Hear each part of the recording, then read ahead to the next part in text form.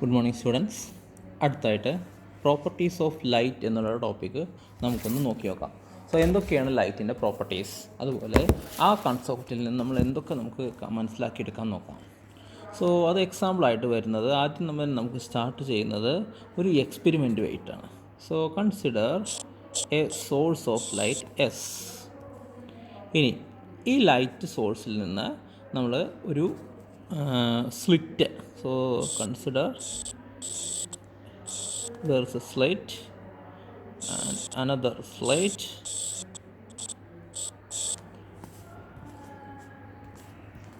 So ഇവിടെ അങ്ങനെ ഒരു സ്ലിറ്റ് ഉണ്ട്, ഇവിടെ രണ്ട് സ്ലിറ്റ് ഉണ്ട്. Now from on screen what you observe is alternate like patterns of fringes. Fringe patterns ആണ് കാണാം. നമുക്കറിയാം ഈ ഫിനോമിന എന്താണെന്നുള്ളത്. ഒന്ന് ഇൻ്റർഫറൻസ് ആണ്, അതേപോലെ തന്നെ there is another one where light travel. So ഇവിടെ എന്താ വെച്ചാൽ ലൈറ്റ് ട്രാവൽ ചെയ്തിട്ട്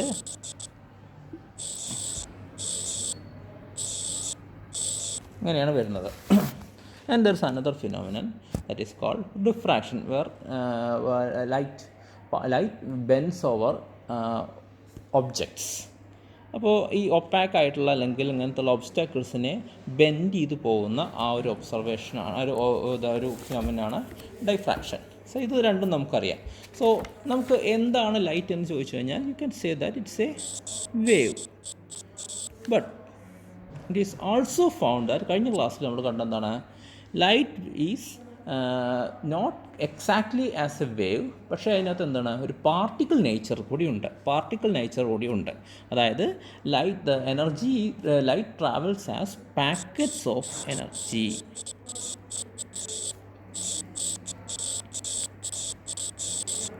കോൾഡ്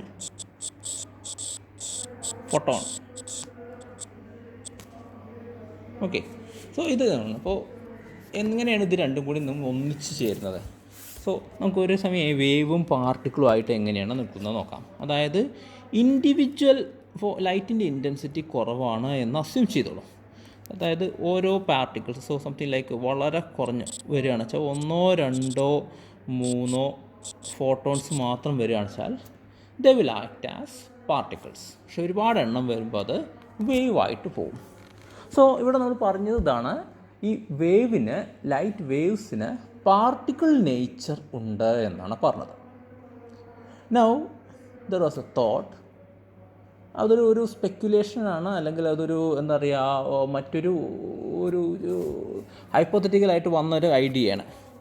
വേവ്സിന് പാർട്ടിക്കിൾ പ്രോപ്പർട്ടീസ് ഉണ്ടെങ്കിൽ പാർട്ടിക്കിൾസിന് വേവ് പ്രോപ്പർട്ടീസ് ഉണ്ടാവില്ലേ എന്നുള്ളത്. It was by Louis de Broglie whose idea came to this one. അപ്പോൾ ഇത് എങ്ങനെയാണ് വന്നതെന്ന് വെച്ചാൽ ഇവിടെ പറഞ്ഞ കൺസെപ്റ്റ് അല്ലെങ്കിൽ പറഞ്ഞ ഐഡിയ ഇതാണ്: a moving body behaves in certain ways as though it has a wave nature. അപ്പോൾ എങ്ങനെയാണ് നമുക്കൊന്ന് ജസ്റ്റ് അതിൻ്റെ 1-2 കാര്യങ്ങളൊന്നും നോക്കി നോക്കാം.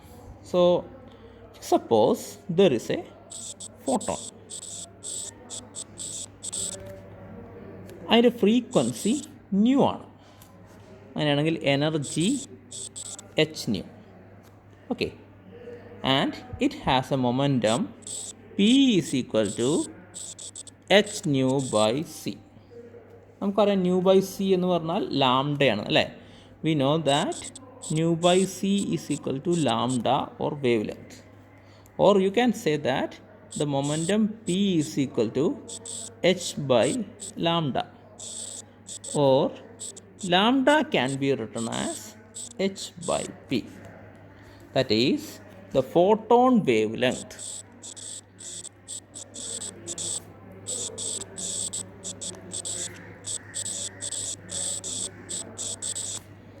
Lambda is equal to h by p. Okay, so ഇവിടെ നമ്മൾ കൺസിഡർ ചെയ്തതാണ് momentum p is equal to mv. That is if the momentum of the particle has a mass m and velocity v, it will be having a momentum p, then it will have a wavelength lambda equal to h by p. ഇതിനെ പറയുന്ന പേരാണ് D Broglie wave length.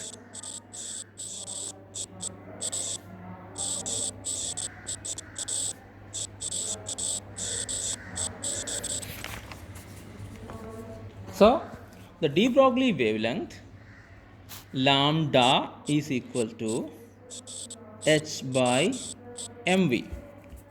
Now greater the particle's momentum, shorter will be the wavelength. അപ്പോൾ ശരിക്കും പറഞ്ഞാൽ M എന്നിവിടെ എമ്മിൻ്റെ case ഒന്ന് നോക്കാം. M is the relativistic mass.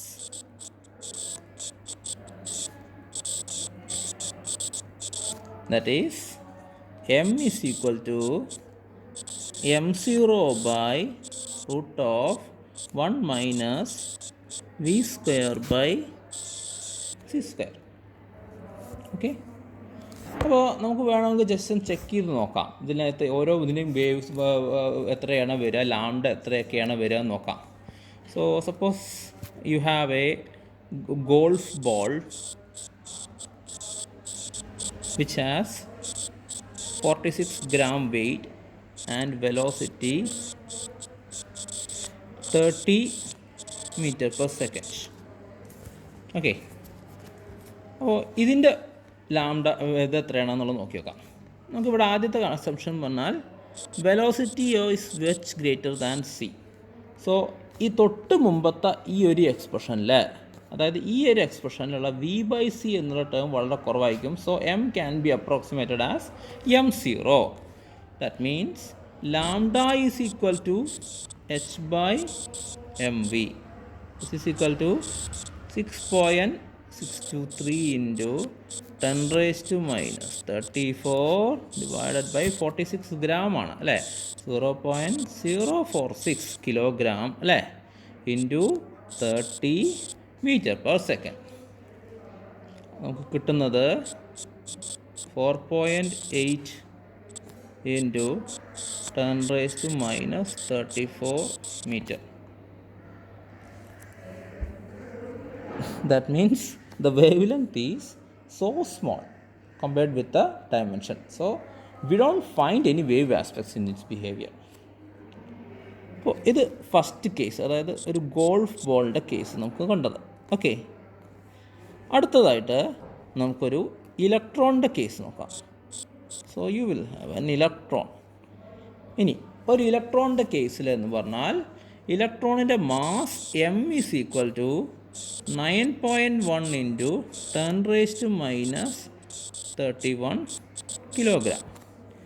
Let it have a velocity v is equal to 10 raised to 7 meter per second. In such a case, lambda is equal to h by mv. That is equal to again 6.623 into 10 raised to minus 34 divided by അടിയിൽ വന്നത് 9.1 into 10 raised to minus 31 into 10 raised to 7. The result will be something around 7.3 into 10 raised to minus 11 meter. ഈ 10 raised to minus 11 metre ഈ ഒരു റേഞ്ചിൽ വരുന്നത് അതെപ്പോഴും ഈ ആറ്റംസിൻ്റെ ഡയമെൻഷനാണ്, ആറ്റമിക് ഡയമെൻഷനാണ്. Something like this is comparable to radius of hydrogen atom. അതായത് ഏകദേശം ഹൈഡ്രജൻ ആറ്റത്തിൻ്റെ റേഡിയസ് എന്ന് പറഞ്ഞാൽ 5.3 into 10 raised to minus 11 metre ആണ്. സോ ഇവിടെ വേവ് ക്യാരക്ടർ ഈ ഒരു ആറ്റത്തിൻ്റെ സൈസുമായിട്ട് നോക്കുമ്പോൾ that will have N effect. Okay, so ഇത് വളരെ വലിയ പാർട്ടിക്കിൾസിൻ്റെ കേസിൽ നമുക്കിത്, അല്ലെങ്കിൽ മാസ് ഉള്ള പാർട്ടിക്കിളിൻ്റെ കേസിൽ നമുക്കത് ഒബ്സർവ് ചെയ്യാൻ പറ്റുകയില്ല. പക്ഷേ ഇങ്ങനത്തെ കേസുകളിൽ അത് നമുക്ക് വളരെ ക്ലിയറായിട്ട് ഒബ്സർവ് ചെയ്യാൻ പറ്റും. ഓക്കെ, ഇനി ഒരുപാട് എക്സ്പെരിമെൻ്റൽ ഒബ്സർവേഷൻസും ഒരുപാട് എക്സ്പെരിമെൻ്റൽ വെരിഫിക്കേഷൻസും എല്ലാം ഉണ്ടായിട്ടുണ്ട്. അവരുടെ ക്വസ്റ്റ്യൻസ് ഓക്കെ, ഇപ്പോൾ നമ്മൾ മനസ്സിലാക്കി കഴിഞ്ഞു ഇതിനകത്ത് വേവ് പാർട്ടിക്കിൾസ് ഉണ്ട്, വേവ് പ്രോപ്പർട്ടീസ് ഉണ്ട് പാർട്ടിക്കിൾസിനെന്ന് മനസ്സിലായി. പക്ഷേ എന്ത് വേവ്സാണ്? സോ ക്വസ്റ്റ്യൻ വന്നത് ഇതാണ്, വേവ്സ് ഓഫ് വാട്ട്? അല്ലേ? ഇതെന്തോ ഒരു വേവ് ആണെന്ന് പറഞ്ഞു, പക്ഷേ എന്ത് വേവ് ആണത്? അതാണ് ക്വസ്റ്റ്യൻ വന്നത്. Waves of what? എന്തിൻ്റെ വേവ്സ് ആണത്? സോ എപ്പോഴും ഒരു വേവിൻ്റെ കേസിൽ there is A quantity which is വാരി. വേവ് എന്ന് പറഞ്ഞാൽ എന്തോ ഒരു ക്വാണ്ടിറ്റി വാരി ചെയ്തുകൊണ്ടിരിക്കുകയാണ്, അല്ലേ?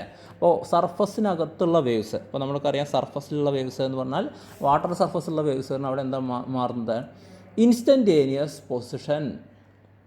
സൗണ്ട് ആണെന്നുണ്ടെങ്കിലോ ഇൻസ്റ്റൻറ്റേനിയസ് പ്രഷർ.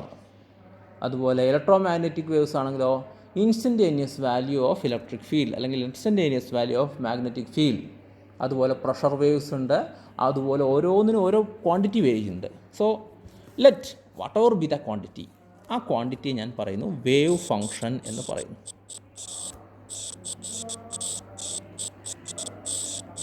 അതിനെ ഞാൻ സൈ എന്ന് പറയുന്ന സിമ്പിൾ ഉപയോഗിച്ചിട്ടാണ് അതിനെ ഡിനോട്ട് ചെയ്യുന്നത്. So this is a one quantity which is varying, that is wave function. So ഈ വേവ് ഫങ്ഷൻ എന്ന് പറയുന്ന ക്വാണ്ടിറ്റിയാണ് വാരി ചെയ്യുന്നത്. അപ്പോൾ ഇത് എന്ത് ക്വാണ്ടിറ്റിയാണ്? സോ എന്ത് വേവ്സാണ് അത് പോകുന്നത് എന്നുള്ളതാണ് നമ്മൾ ആദ്യത്തെ ക്വസ്റ്റ്യൻ. അതിൻ്റെ ഒരു എക്സ്പ്ലനേഷൻ അല്ലെങ്കിൽ അതിനകത്തൊരു ഒരു സജഷൻ വന്നത്, this is waves of probability. Waves of പ്രോബബിലിറ്റിയാണ് മാറുന്നത്. അതായത് സൈ എന്നുള്ള ക്വാണ്ടിറ്റി അല്ല, നമ്മൾ പറയുന്നത് ഇത്രയാണ്. നമ്മൾ സൈ എന്നുള്ള വേവ് ഫങ്ഷൻ എടുത്തിട്ട് സൈ സ്ക്വയർ കണ്ടുപിടിച്ച് കഴിഞ്ഞാൽ this is the probability density.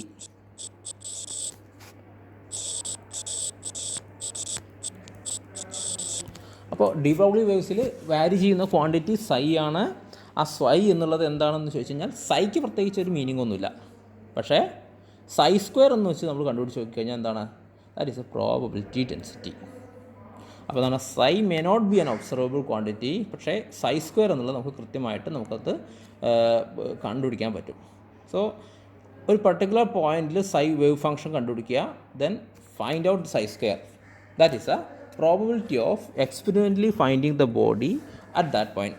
So example ആയിട്ട് നമുക്ക് നോക്കാം. We have a wave function psi of x y z. Let we have a point P equal to x1 y1 z1. Now we are going to evaluate psi of x1 y1 z1. Then you are just squaring it.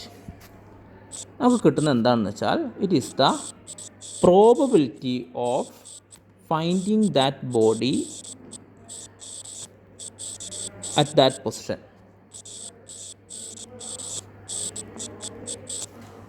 അതായിരിക്കും നമ്മൾ കാണുന്നത്. Okay, so it is waves of probability. ഈ idea ആദ്യമായിട്ട് forward ചെയ്തത് bone എന്ന് പറയുന്ന സയൻറ്റിസ്റ്റാണ്. That is നമ്മൾ കേട്ടിട്ടുണ്ടാവും, മാക്സ് ബോൺ. അദ്ദേഹം ഒരു പൈനിയർ ഫിസിസിസ്റ്റായിരുന്നു. അദ്ദേഹം വർക്ക് ചെയ്തത് അദ്ദേഹത്തിൻ്റെ കൊളീഗ്സ് എന്ന് പറയുന്ന വളരെ ഫേമസ് ആയിട്ടുള്ള ആൾക്കാരായിരുന്നു. ഒന്ന് ഹെയ്സൻബർഗ്, പോളി, ഫെർമി, ഡിറാക്, വിഗ്നർ, അങ്ങനെയുള്ള വമ്പൻ പ്രധാനപ്പെട്ട ക്വാണ്ടം മെക്കാനിക്സിൻ്റെയും ഫിസിക്സിലെയും പ്രധാനപ്പെട്ട സയൻറ്റിസ്റ്റുകളായിരുന്നു അദ്ദേഹത്തോടൊപ്പം വർക്ക് ചെയ്തിരുന്നത്. സോ ആ മാക്സ് ബോണാണ് ഈ ഒരു ഐഡിയ ആദ്യം വെച്ചത്. ഇതിൽ നിന്നാണ് നമ്മൾ പിന്നീട് ഇപ്പോൾ നമ്മൾ കാണുന്ന ക്വാണ്ടം മെക്കാനിക്സ് എന്നുള്ള ആ ഐഡിയകളെല്ലാം വന്നത്. ക്വാണ്ടം മെക്കാനിക്സ് എങ്ങനെയാണ് ഡെവലപ്പ് ചെയ്ത് വന്നതെന്നുള്ളതിനെ പറ്റിയിട്ടൊക്കെ നമുക്ക് പിന്നീട് നിങ്ങൾ കുറേയൊക്കെ പഠിച്ചിട്ടുണ്ടാകും ക്വാണ്ടം മെക്കാനിക്സ് എല്ലാം. പക്ഷേ ക്വാണ്ടം മെക്കാനിക്സ് ഈ ഐഡിയകളെല്ലാം വന്നത് ഇവിടെ നിന്നാണ്. സോ നമുക്ക് ഇതാണ് ഈ ഡി ബ്രോഗ്ലി ഹൈപ്പോത്തസിസ് എന്ന് വന്നത്. So let me, before that, I would like to give you a particular thing. ഞാൻ വേവ്സിൻ്റെ കേസ് ഞാൻ ഡിസ്ക്രൈബ് ചെയ്തിട്ടുള്ളതാണ്. എന്താണ് വേവ് എന്നുള്ളതെല്ലാം ഞാൻ പറഞ്ഞിട്ടുള്ളതാണ്. A wave may be represented as y is equal to a cos omega t minus kx, where omega is equal to 2 pi nu and k is equal to 2 pi by lambda. ഇതൊന്ന് നിങ്ങളൊന്ന് ഓർമ്മിച്ച് വെക്കേണ്ട കാര്യങ്ങളിൽ ഒന്നാണ്. എന്താണ് ഈ ഇതിൻ്റെ പ്രത്യേകത എന്നും അതുപോലെ എന്താണ് വേവ് ഒരു വേവിനെ എങ്ങനെയാണ് റെപ്രസെൻ്റ് ചെയ്യുന്നത് എന്നുള്ളതെല്ലാം നിങ്ങളൊന്ന് റെപ്രസെൻ്റ് ചെയ്യേണ്ടതാണ്. അപ്പോൾ ഇതിന് ഈ പറയുന്ന കൺസെപ്റ്റിനൊക്കെ എന്തെങ്കിലും പ്രൂഫ് ഉണ്ടോ? അപ്പോൾ നമ്മൾ പറയുകയാണെങ്കിൽ ഈ പറഞ്ഞ പോലെ ഇലക്ട്രോൺ വേവ് ലെങ്ത് ഉണ്ടെന്ന് പറഞ്ഞു. പക്ഷേ ഇങ്ങനെ ഒരു ഇലക്ട്രോൺ എങ്ങനെ വേവ് ആയിട്ട് എപ്പോഴെങ്കിലും ബിഹേവ് ചെയ്യോ? എന്തെങ്കിലും ഒരു എക്സാമ്പിൾ പക്ഷേ നമുക്ക് നോക്കാൻ പറയാൻ പറ്റുമോ? Yes, there are examples. കാരണം ഈ ഐഡിയ ഉപയോഗിച്ചിട്ട് ഒരുപാട് ഡിവൈസസ് നമ്മൾ ഡെവലപ്പ് ചെയ്തിട്ടുണ്ട്. ഏറ്റവും പ്രധാനപ്പെട്ട ഡിവൈസാണ് electron microscope.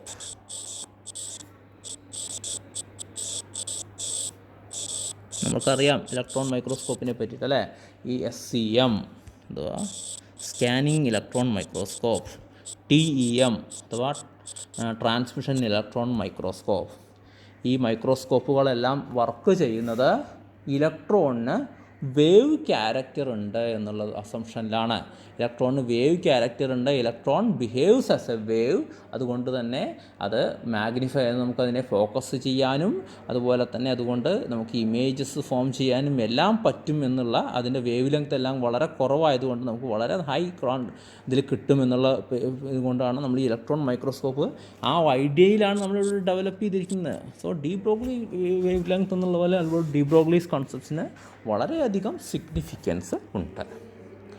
So that's about de Broglie's hypothesis and the wave nature. So ഇതൊന്ന് നോക്കി വരിക. I'm going to stop it right now. Okay, thank you.